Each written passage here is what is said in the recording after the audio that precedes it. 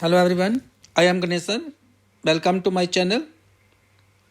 इस वीडियो में हम exercise 12.2 chapter direct and inverse proportions of class 8th mathematics के क्वेश्चन नंबर फर्स्ट और क्वेश्चन नंबर सेकंड को करेंगे। क्वेश्चन नंबर फर्स्ट क्या है? Which of the following are in inverse proportion. इसमें जो हमें स्टेटमेंट्स दी गई हैं, इसमें बताना कि कौन सी स्टेटमेंट जो है इनवर्स प्रोपोर्शन में है। तो इनवर्स प्रोपोर्शन और डायरेक्ट प्रोपोर्शन में इंट्रोडक्शन वीडियो में मैंने आपको डायरेक्ट प्रोपोर्शन और इनवर्स प्रोपोर्शन का बताया था। डायरेक्ट प्रोपोर्शन में क्या होता है कि एक क्वांटिटी अगर इंक्रीज हो रही है तो दूसरी भी अगर इंक्रीज हो तो डायरेक्ट प्रोपोर्शन होगी। अगर एक डिक्रीज़ हो रही है तो दूसरी भी डिक्रीज़ होगी तो तभी डायरेक्ट प्रोपोर्शन होगी। और अगर एक इंक्रीज़ हो रही है वैल्यू और दूसरी डिक्रीज़ हो तो जो होगी इनवर्स प्रोपोर्शन। और अगर जो डिक्रीज़ होगी एक वैल्यू और दूसरी इंक्रीज़ करे तो तब भी क्या होगी? Inverse proportion. अब जहाँ देखें फर्स्ट पार्ट में the number of workers on a job and the time to complete the job. हमें इसमें फर्स्ट स्टेटमेंट में बताना है कि जो नंबर ऑफ वर्कर्स हैं किसी काम के ऊपर जो लगे हुए हैं and the time to complete the job, कि क्या ये डायरेक्ट प्रोपोर्शन है या इनवर्स प्रोपोर्शन है। देखिए जैसे सपोज हमने 5 आदमी किसी काम के लिए लगाए हुए हैं तो वो एक दिन में काम कर देते हैं, या एक काम को 5 आदमी 10 घंटे में काम पूरा कर सकते हैं। तो सपोज़ हमने वर्कर्स बढ़ा देते हैं, हम काम को जल्दी ख़त्म करना चाहते हैं तो वर्कर्स बढ़ा देते हैं, हम 10 वर्कर लगा देते हैं तो टाइम क्या लगेगा? कम लग जाएगा। अगर और वर्कर्स बढ़ाते हैं, ज़्यादा कर देते हैं, पहले हम अगर वर्कर 5 लगाते हैं तो सपोज़ काम जो एक दिन में हो रहा है, अगर हम वर्कर्स बढ़ा देते हैं 10 वर्कर्स बढ़ा देंगे तो यही काम जो है वो एक दिन के बजाय हो सकता है आधे दिन में कंप्लीट हो जाए। तो ये जो है इनवर्स प्रोपोर्शन है, क्योंकि एक क्वांटिटी जो है वो जहाँ पे नंबर ऑफ वर्कर्स अगर हम इंक्रीज करते हैं नंबर ऑफ वर्कर्स को तो टाइम जो होगा वो क्या हो जाएगा? डिक्रीज होगा, टाइम कम लगेगा। तो अगर हम वर्कर्स को क्या करते हैं? डिक्रीज कर देते हैं, कि इनकी गिनती कम कर देते हैं तो टाइम क्या लगेगा? फिर ज़्यादा लगेगा काम पूरा करने के लिए। तो इसका मीनिंग क्या होगा कि जे क्या है हमारे पास जो फर्स्ट स्टेटमेंट है ये इनवर्स प्रोपोर्शन है, तो इसको हम इनवर्स प्रोपोर्शन कहेंगे। इस स्टेटमेंट को इनवर्स प्रोपोर्शन है ये। नेक्स्ट आती है जो सेकंड स्टेटमेंट है, वो हमें क्या गिवन है? The time taken for a journey and the distance travelled in a uniform speed.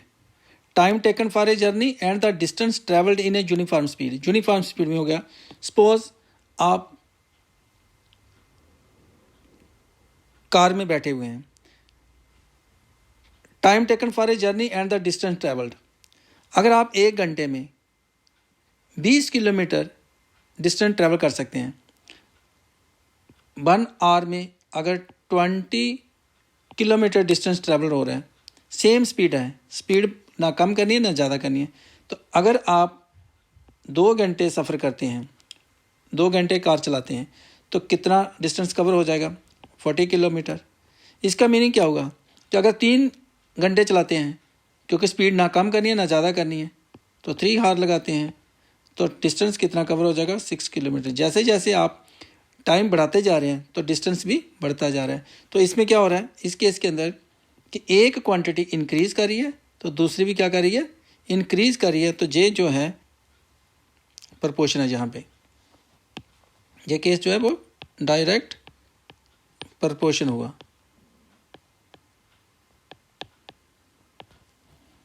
Next आते हैं हम थर्ड पार्ट के ऊपर। तो थर्ड पार्ट हमें क्या दिया है?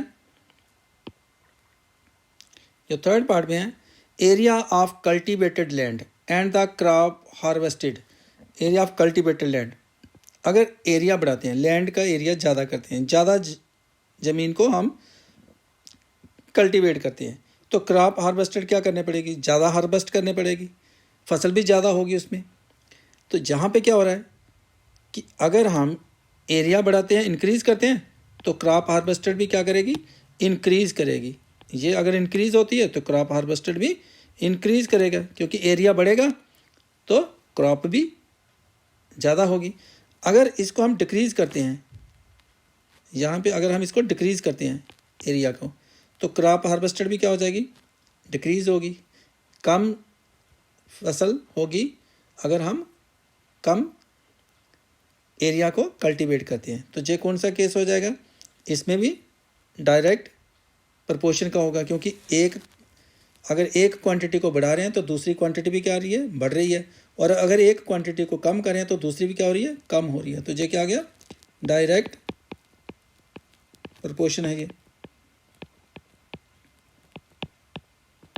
नेक्स्ट फोर्थ पार्ट में क्या है, the time taken for a fixed journey and the speed of the vehicle.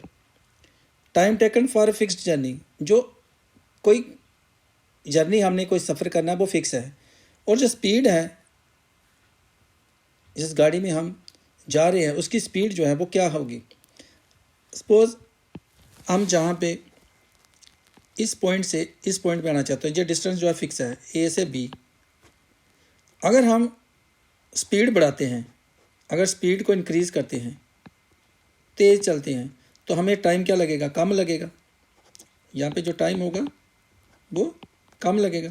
अगर हम स्पीड को कम कर देते हैं, स्पीड कम करते हैं, तो टाइम क्या लगेगा, हमें ज़्यादा लगेगा। फिर मान लो आपको घर से स्कूल में जाना है, अपने स्कूल में, तो अगर आपकी गाड़ी जो है वो तेज़ चला रहा है तो आपको टाइम क्या लगेगा, जल्दी पहुंच जाएंगे स्कूल में।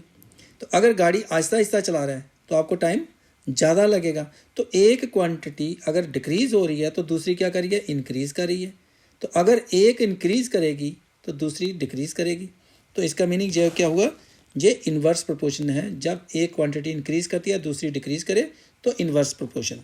तो जहाँ पे क्या आ गया, इन्वर्स प्रोपोर्शन आ गई। नेक्स्ट है population of country and the area of land पर पर्सन। अब population of country and the area of land, अगर पॉपुलेशन बढ़ते जाएगी कंट्री की तो जो लैंड पर पर्सन आएगी, जो उसके हिस्से में ज़मीन आएगी वो क्या होती जाएगी, कम होती जाएगी। जैसे पर्सन्स की गिनती ज़्यादा होती जाएगी, जितने लोग ज़्यादा होते जाएंगे तो जो एरिया ऑफ लैंड होगा वो भी क्या होता जाएगा, उनको कम जगह मिलती जाएगी। तो जहाँ पे क्या हो रहा है, एक क्वांटिटी बढ़ रही है तो दूसरी क्या हो रही है, कम हो रही है। तो ये भी क्या होगा, इन्वर्स प्रोपोर्शन होगी।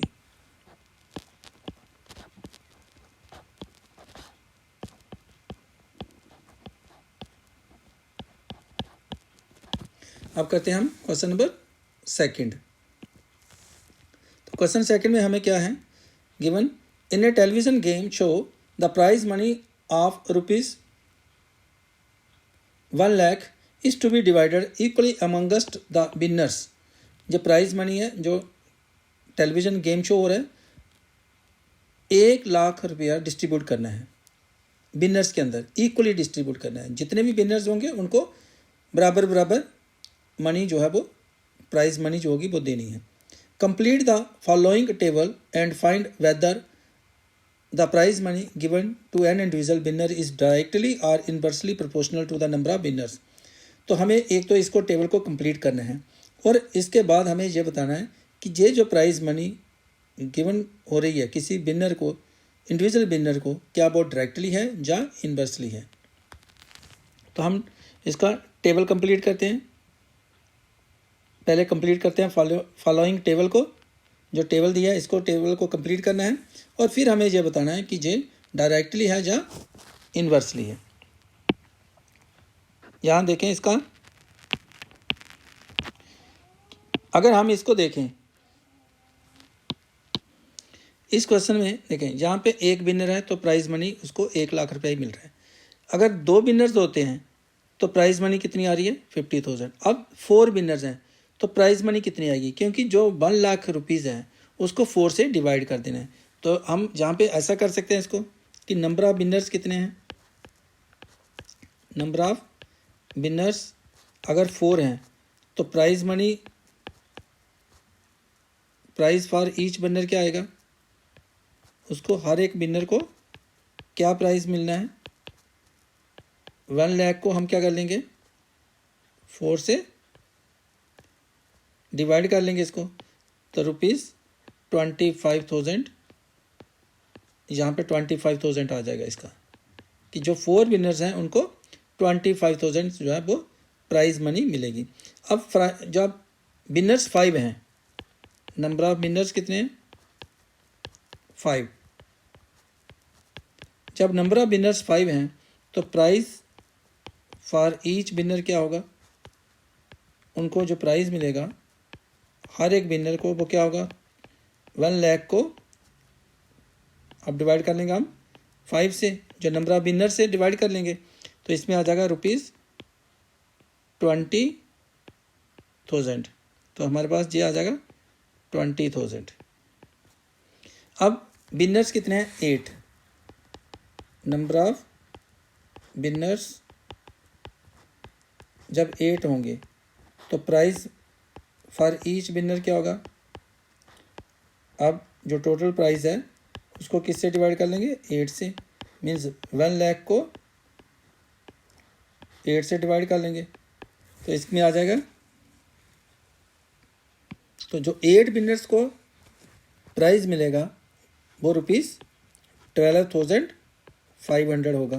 तो इसको कंप्लीट कर लेते हैं, 12,500। अब विनर्स जब 10 होंगे, नंबर ऑफ विनर्स, जहाँ भी विनर्स हैं 10, तो प्राइस क्या होगा फॉर ईच विनर, हर एक विनर को जो प्राइस मिलेगा, फिर 1 लाख को डिवाइड करेंगे 10 से, तो आ जाएगा ₹10,000। ईच विनर विल गेट 10,000, 10,000 रुपया उनको मिल जाएगा। अब जब 20 विनर्स होंगे, नंबर ऑफ विनर्स 20, तो प्राइस क्या होगा, price for each winner, price for each winner क्या आ जाएगा,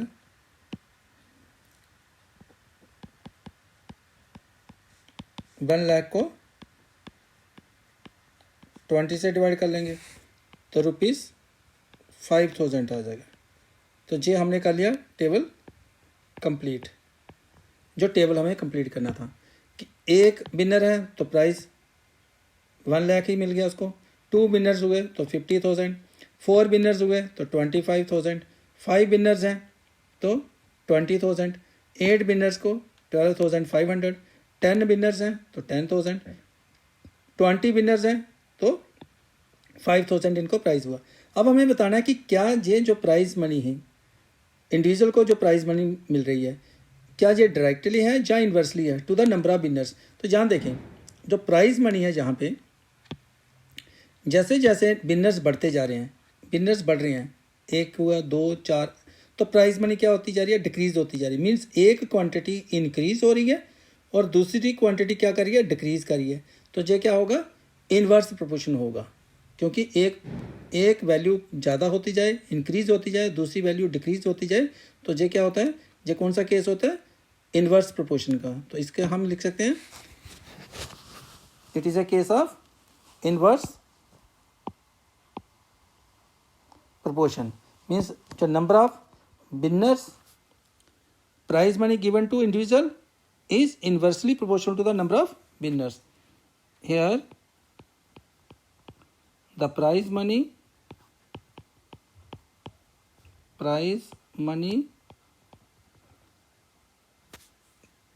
given to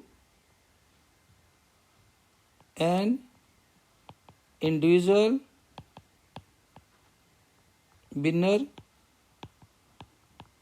is inversely proportional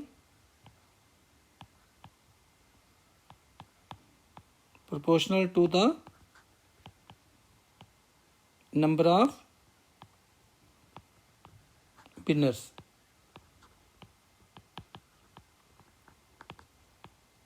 तो इसके साथ इस क्वेश्चन का जो सोल्यूशन है वो क्या हुआ, कंप्लीट हुआ। नेक्स्ट क्वेश्चंस के लिए नेक्स्ट वीडियो देखें, चैनल को सब्सक्राइब करें, वीडियो को लाइक करें और डिस्क्रिप्शन बॉक्स में प्लेलिस्ट हैं उनको भी वॉच करें। तब तक के लिए गुड बाय।